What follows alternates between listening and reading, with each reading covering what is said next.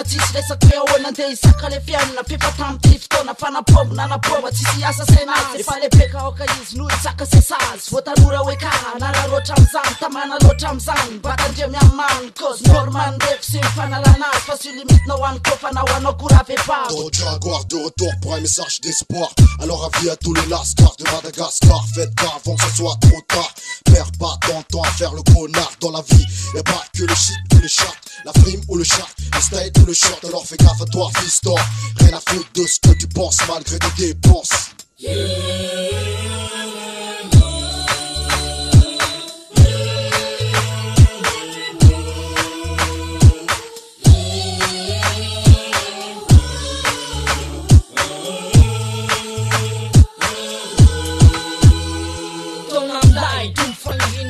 Metamjana nefa tena mafimafy nendray totsaroko ny hafanana zay nandraisana ianao hatramizay tsary zay isorako koa zay nanome so nanome fafapo mampitepony fo ho mafimafy kokoa tsy asinasirasina kôsy efa samy lehibe sokafony maso mijery ny sofinandre telo raha isorana ianao ray fanohananao tsofona fovalinana azy ray